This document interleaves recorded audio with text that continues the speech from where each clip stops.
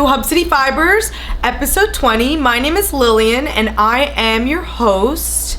This is a yarny related podcast. It's about fiber, knitting mostly, and my indie dyer company, which is Hub City Fibers. I'm based off of central New Jersey. I actually started dyeing in New Brunswick, New Jersey, and my brand and my logo play a huge have a huge impact on that. I've talked about that before in previous podcasts, so if you guys are welcome to learn more, definitely check out some of the previous podcasts. You can find me on Instagram. I'm mostly active on Instagram, and I pretty much do this show to kind of talk about my fibers lifestyle, because I'm really passionate about like the garment industry. I love making art, I love fiber, and I think it's really important to kind of delve in and just be creative and create something that has not caused any harm in the world. So that's something that I really, really love, and that's why I continue to record this podcast as well as dye yarn. That's the main reasons why I do those things, at least. I want to thank everybody who's new. If you've never been here before, welcome. Definitely hit the subscribe button if you haven't. And to everyone who's returning and has been here before, thank you so much for, coming back and chatting with me about, my spinning adventures and my knitting projects and all of that fun stuff. So let's begin the show. I guess I will begin the show. So today's gonna be a little bit different. I put show notes on my phone because, I just literally... Sorry, I just got a text message for some really big news, but I'll answer later. I put my show notes on my phone, so we're just gonna go through that. So I guess what we'll start off with is works in progress. So my first work in progress is a shawl that I have shown off on the podcast before. It is the Violetta asymmetrical shawl by Isabel Kramer, and I will display a little tidbit over here of what that looks like. So pretty much I casted this on a while ago, and I'm gonna be honest, I have not worked much on it, but I thought I would just show it off a little bit more to show you what I'm working on. It's a very intuitive pattern. It's just like the same pattern repeats, and it's a bobble heavy shawl. So, and this is using my yarn, of course. This is a DK weight yarn, DK weight pattern, which I really, really love. I think it's gonna come out really beautiful and be perfect in the fall. And this is my Sex Dream colorway in my Delicious base, which is a merino nylon cashmere. And as you can see, this section right here is the bobble section, but I'll just show off the color of the yarn a little bit more. And it's like a mauvey navy, like a cooler tone shawl. So I think I definitely am gonna wear this a lot in the winter time, and in the fall, of course. It's gonna be super, super nice. But it's gonna be an asymmetrical shawl, so it's not gonna be like a perfect equilateral triangle. It's gonna be more like I guess a scalene triangle. I don't know if we want to get all technical about triangles on this podcast, but this is the yarn I'm using, and I'm pretty sure I have some of this in the shop. I think I have like a couple left in the shop. I also have it in mohair. I think this with its mohair counterpart would make an excellent shawl, so I highly suggest you guys check out the website. It's gonna be HUBCITYFIBERS.com. Yeah, so you could check out all my yarns on HUBCITYFIBERS.com. This is the yarn wall, and yeah, I am currently knitting that, and it's gonna be super warm because cashmere is very, very warm. Although it's only 10%, it makes a huge impact, and it's just great. And I am using my Haya Sharps, which is my preferred needle of choice.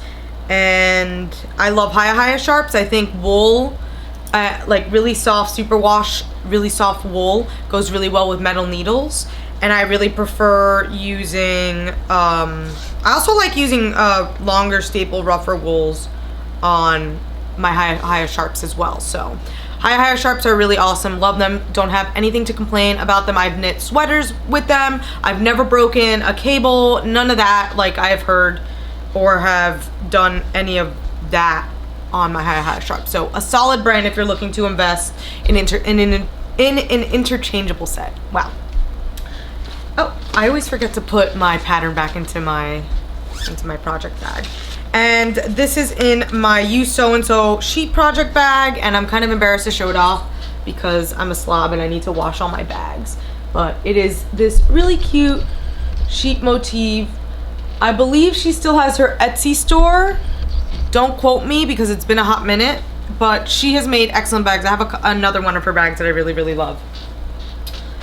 Another project that I am working on, which I am seeing all over Instagram pop up. I mean, I'm definitely not like the pioneer, but I'm definitely seeing like pretty much everyone casting this pattern on. And what appealed to me about it is that like I kind of lost my knitting mojo, as you guys already know from watching my podcast for the past like 3 episodes. I haven't really been knitting all that much. And it's mainly because I just, you know, nothing's really motivated me to like want to finish. I think I'm becoming more of a product knitter. I think it, you know, it goes, you know, it changes like throughout the seasons. So I cast it on in my mom's colorway. This is another Hub City Fibers colorway, but I cast it on the Ripple bralette, and it kind of looks right now like a hat, but we will see because I am doing like the smallest size they make just because I do want it to fit very much like a bra, and I know wool is super stretchy. And I'm knitting this in my purpley creative single series, which is usually when I buy singles fingering weight yarn, I tend to experiment with the dye job and just see what kind of colors go well together, and I create what are one-of-a-kind colorways. I haven't done that in a hot minute, but I'm willing to do it again. That's usually how I create new colorways, and it's just like a really, again, like a cool purpley bluey red, you could see some red in there, job. And pretty much it's apparently going to be a super stretchy, it's gonna stretch and fit over my bra, like what a bra would be like. So I'm really, really excited, and that's living in my Edinburgh Yarn Festival bag that I got this past March because I went to EYF, and yeah, I feel super cool about it. So, oh, wow, I just realized I left my Asbury Park beach pass, both of the beach passes in here. Wow. So now mental note. So yeah, that's living in that, and I'll put a little snippet of what the bra looks like. I am super excited. I've been knitting on this periodically. It's a great project to bring along with you when you're traveling, and yeah, I'm obsessed with it. So that is what I'm working on, and I really just have not been knitting at all on that. I've really been taking on the whole spinning, and I'll talk a little bit more about that like in a second. Let's see what else. All right, yeah, let's talk about my spinning because it is what I'm working on mostly and have been predominantly working on. So if you guys don't already know, it is Tour de Fleece season. Yay! It's my first time participating in this wonderful event, and it's just in time because I really developed my skills with my spinning wheel that I got. So if you guys don't already know, I currently have the Blue Bonnet spinning wheel, and it is the one that has the Lazy Kate already. It's like the second most economically priced one. I believe they make another model that sits right below the one that I purchased. I think it's called the Bumblebee. Don't quote me. But it's pretty much the second most like the one that's second tier for their most expensive. They do have one that's under, but it doesn't have a Lazy Kate, and I wanted to ply my yarns. I just didn't want to just create singles, so I ended up getting the one with the Lazy Kates already made to it, and I'm so happy that I did that. But pretty much I am a part of Tour de Fleece now. I am doing it every single day, at least 15 a day. And pretty much, if you don't know what Tour de Fleece is, it's pretty so if you guys know what Tour de France is, it's pretty much an event that cyclists, bicycle riders, I don't know much, I just know it involves bicycles, and it's in France, and it's every year. And yeah, Tour de Fleece is pretty much where you're cycling on your spinning wheel, like the bicyclists in Tour de France. And you know, every year it's like a way for spinners to join and spin yarn together and participate individually, which is what I'm doing this year. I'm not participating in a group. I think I'm mostly doing that just because I want to just be on my own and track my own progress and not really be pressured to put it in a group, because sometimes it can be a lot to just constantly update all the social platforms.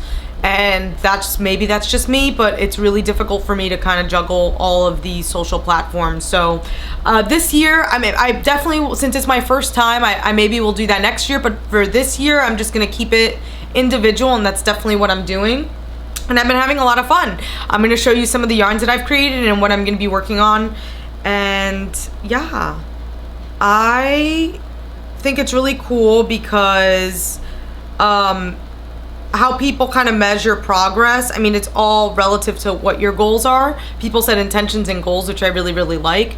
For me, my intentions are to just spin 15 a day and just enjoy the process and not like go crazy.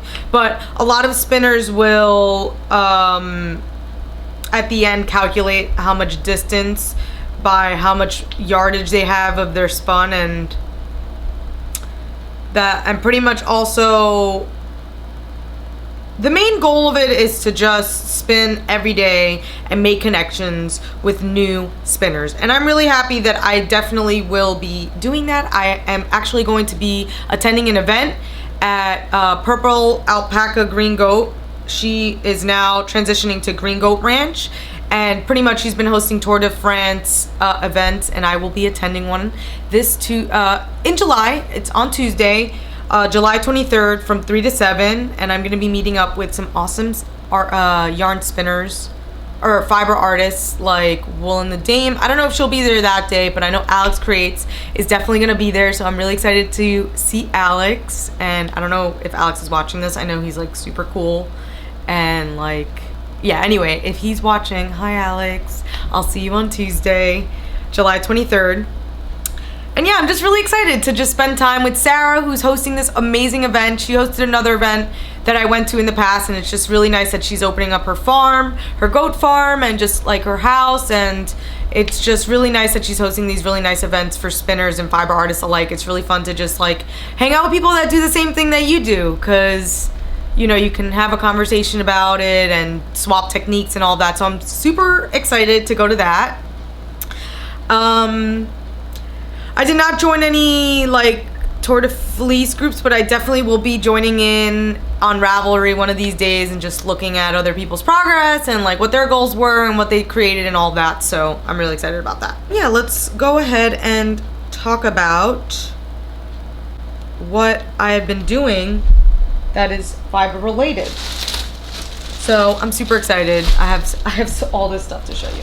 So I guess I will show you some yarn that I ended up plying. All right, let me show you this one.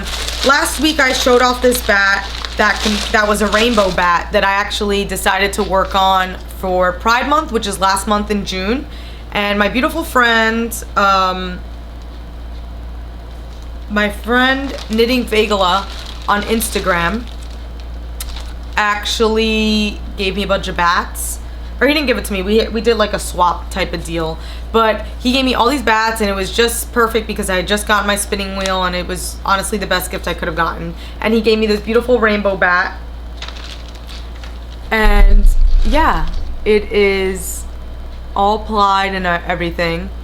And I just love the way it turned out. I did a Navajo ply, which is a traditional 3-ply. And I learned this technique when I was working on my my Golding drop spindle, which is what I did for a very long time before I actually moved over to the wheel. But I'm so happy I moved over to the wheel because it's just so much more enjoyable, and it's a little bit faster, of course. So this is what it looks like, and this contains 55% South African Merino and 45% BFL Cormo from Stitch. And it was 120 grams of this lovely fiber. And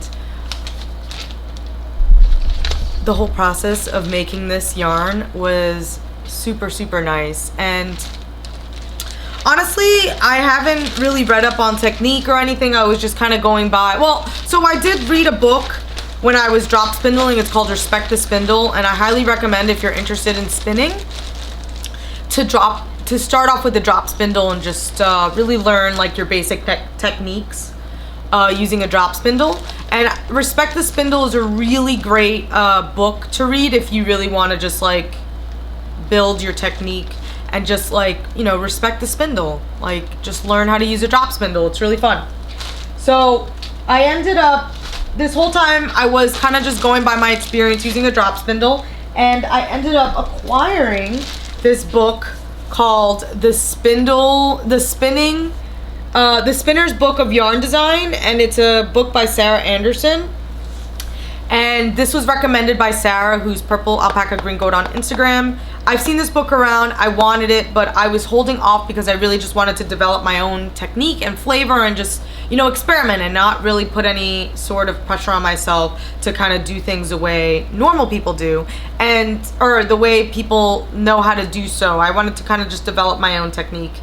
And what I love about this book is that the first couple of pages, it talks about how this is just like her interpretation of how she spins, and just like, you know, she's been the author of this book, like Sarah Anderson, like she talks about how like this is what I've experienced, and this doesn't necessarily mean that I'm like, you know, well, she's an expert, but I like that the way that she words the introduction of the book.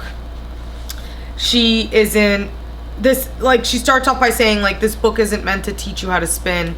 It's for spinners who want to learn more about spinning and try something different, which I think is a perfect description of what this is, although it does teach a lot of technique, which is amazing.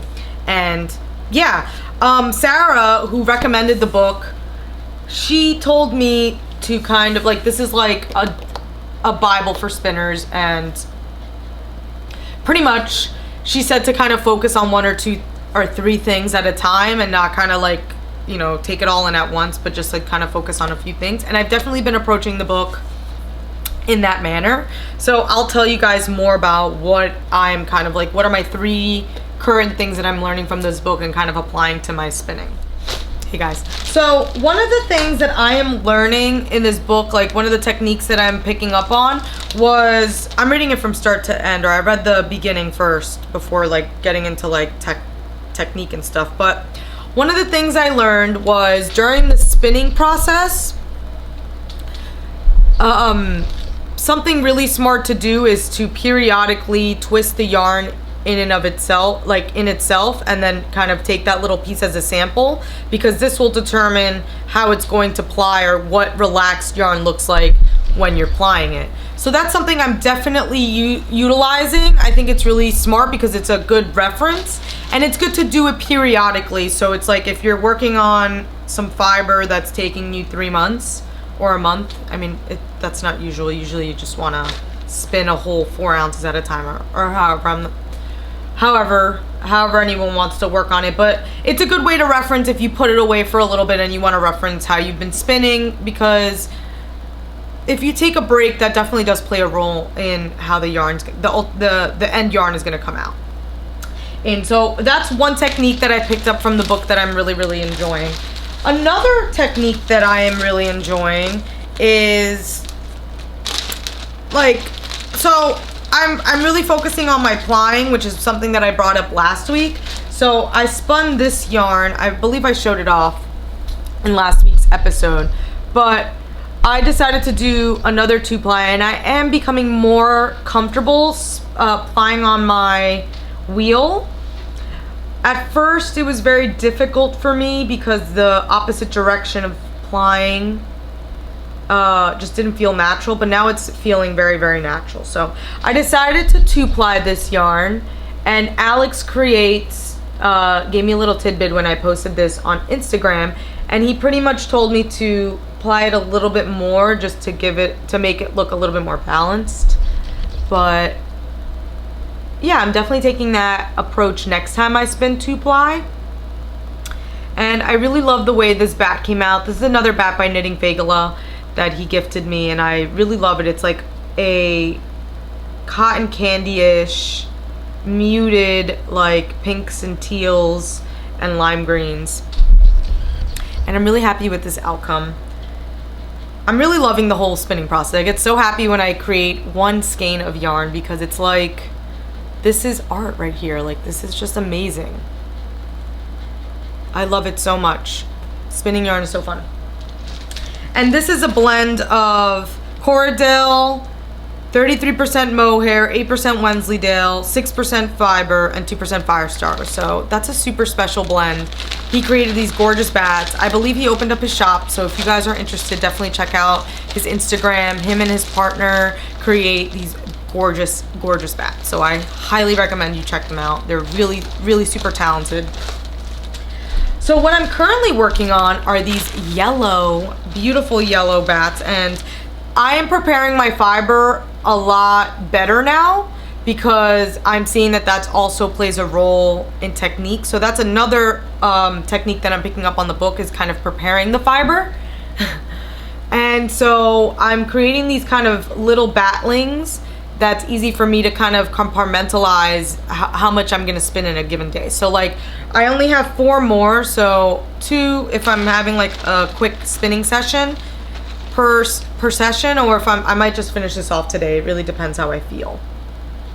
But it's this gorgeous, gorgeous yellow with like little bits of like scarlet red, and it creates such a beautiful contrast. I do not have the spin, the bobbin to show you right now. I do have it filled, and I do have a lot still working on, so I didn't want to remove that. But pretty much, this is another Knitting Fagala luxury drum carded bat, and this one is 45% superwash merino, 15% BFL Cormo from Stitch, 10% Tussa Silk, 10% nylon, 10% Wensleydale, and 10% mohair, with more than 1% less of Firestar. And I'm loving this blend. This is a gorgeous, gorgeous blend, and it has a lot of yummy fibers. And yeah, I'm really excited for that. I'm gonna probably 2-ply this as well, so we'll see what I'm gonna make. I might even put all these up for sale, like I'll do a Tour de Fleece sale, and yeah, I'm excited to show you guys that. So that's pretty much all I've been working on and I'm currently working on. But I got this amazing bag of wool, because I am going to be offering some spinning fiber in the shop. I started Hub City Fibers actually dyeing yarn, and if you guys follow me on Instagram, you'll see that I posted some of my older work that I dyed. I did start off dyeing fiber because I was learning how to spin yarn on a drop spindle at the same time that I was actively starting Hub City Fibers. So I always knew when I was creating my brand that I did also want to include fiber, but it kind of just got out of control, and I wanted to really focus on yarn before I ventured out into spinning fibers. So now that I got my wheel, I definitely will be offering some spinning fibers in the shop for dyeing. So I'll show you some of the wool that I got. It's all white. So I ended up picking up this white Paul Worth top, which is really good. It's really, really nice. It's like your standard sheep wool. It's super soft, and it has a little bit more of a bite to it than like an alpaca fiber or like a cashmere, but it does have a lot more structure than your common wool, if that makes sense. Or it has more structure than the softer or smaller micron fibers. So I thought this was like a really good practice yarn to kind of just get to know my wheel a little bit and like try out new techniques. So I got some of that. I also picked up this beautiful amazing blend, and it is this, I'm gonna take it out of the bag and show you guys. It is this gorgeous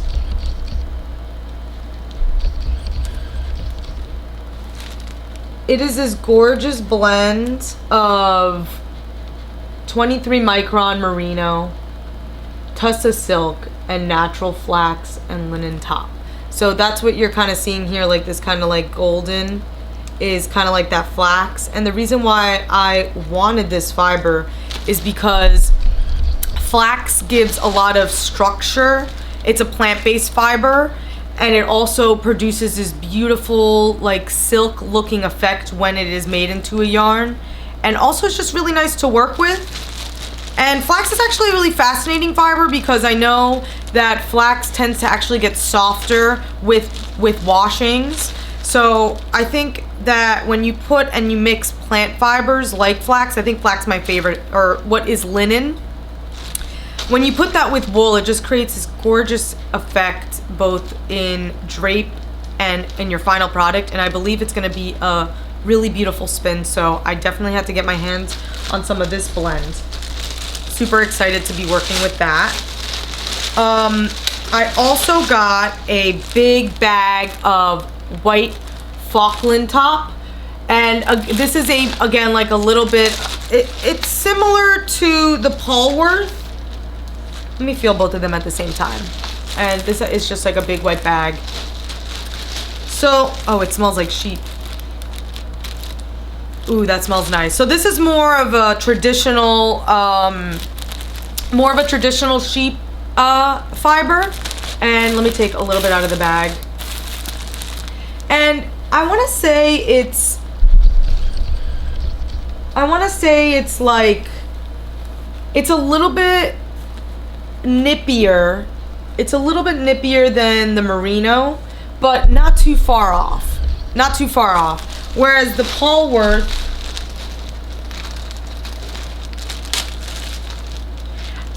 is definitely a little bit softer. There's not much difference.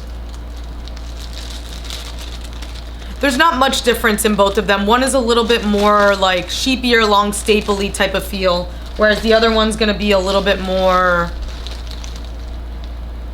I can't explain it, but they're two very different, distinct sheep wools. And I really love, like, I want to try Flockland top because I've never worked with Flockland, and it is a very beautiful sheep breed. So I thought, you know, let me try it out. And I think it takes color really, really well. Like Polworth, I believe, takes on color a little bit more muted, a little bit more like matte, if that makes any sense. Whereas Flockland has like that beautiful sheen to it, and it's going to give you that vibrancy in color. So that it's going to take on dye very, very differently. They're both sheep breeds though. I did also get a luxury fiber blend, and that fiber blend is the white alpaca bleached Tussa silk top. And if you guys don't know anything about alpaca fiber has no memory to it, and memory is pretty much like, for example, if you've ever knit a hat out of alpaca fiber, predominant alpaca fiber, versus knitting like a wool, like a traditional wool hat, you'll realize that with the traditional wool hat, it's going to be a little bit more stickier. The fibers are going to be a little bit more stiff, whereas alpaca is more drapier and doesn't have any memory, if that makes sense. Or if you're knitting, for example, if you knit with like an alpaca yarn and you're knitting with a traditional wool yarn, if you let a bunch of stitches off your needle, the wool one will keep the stitches intact, whereas like an alpaca will definitely fall apart more easily, if that gives you any context. But essentially it's a much softer fiber, and the silk is going to give it that structure that I was talking about before. but adds almost like this luxury to it, because silk really takes on color very vibrantly. It acts a lot like nylon, but it's an animal-based fiber. Although I do believe that silk does have, I don't think silk is, they don't use silkworms anymore. I believe that type of silk is not how the garment industry, like the garment industry doesn't, maybe it does. I have no idea. I definitely have to look this up. But I don't believe silk is still made using worms. Maybe it is. But maybe it is. I don't know what I'm talking about. I have to actually look into the whole silk industry. If you guys have any good resources, definitely down below, let me know. But those are the 4 fiber blends that I have, and I'm so excited to get back in the dye pots with fiber and just dye some amazing fiber. I mean, some amazing wool, and spin with my own hand dyed. So I'm super excited about that. Yeah, I'm really enjoying this whole Tour de Fleece.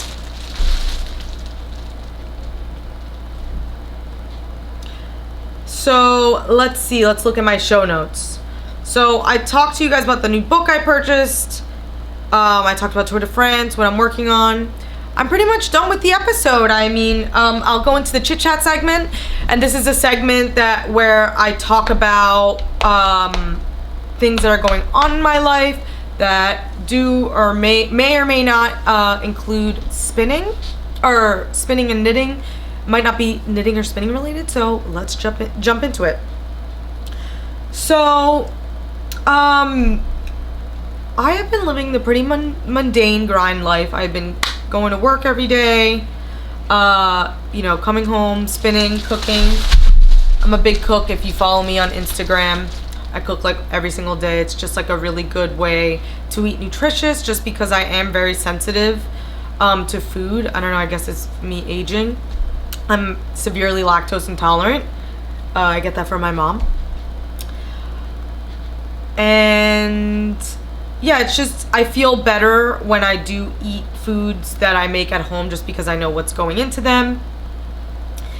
And yeah, so a lot of the sources that I use for cooking, I use Bon Appetit. I use the Brothers Green on YouTube. I follow a bunch of podcasts. Bon Appetit is a food magazine that I follow religiously on Facebook, and their healthy blog, which is called Healthy-ish, and they have really awesome like recipes. I'm like their #1 fan. I make everything that they recommend, and yeah, I'm like obsessed with a lot of the recipes. I do their pickled onion recipe every week. I think it's a good condiment. I roasted my own chicken, which was amazing. It came out delicious. Never buying rotisserie again, like the already made rotisserie, because I found this amazing chicken recipe. It takes like an hour. It's like 3 ingredients. It came out amazing. It has like roasted garlic in it. So good. And I usually shop at Trader Joe's for all of my food, because I love Trader Joe's. So it's really easy to kind of just put meals together. I like to do a lot of like Buddha bowls and stuff like that. And yeah, that's pretty much all that's been really going on. Just doing my art thing and doing the food thing. And yeah, I'm really looking forward to a trip I'm taking in September. I'm taking a trip to Barcelona. So if you guys have any recommendations about Barcelona or Spain in general, I'm really happy to be visiting Spain. I speak fluent Spanish, so it's going to be really easy to get around and just talk my way around. If you guys know of any amazing yarn shops that you think I should visit in Barcelona or in Spain in general, please let me know down below.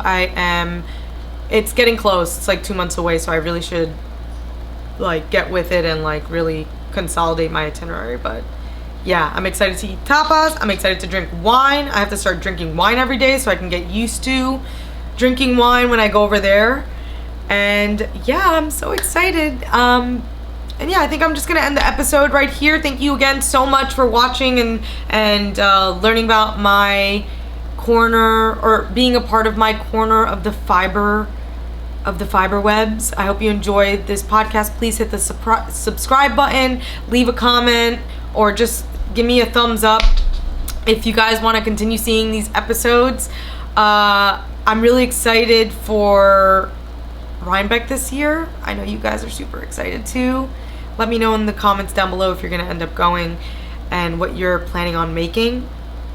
Oh, I'm sorry. I totally forgot to talk about this. I am one of the... I'll talk about that in the next episode. Bye, guys.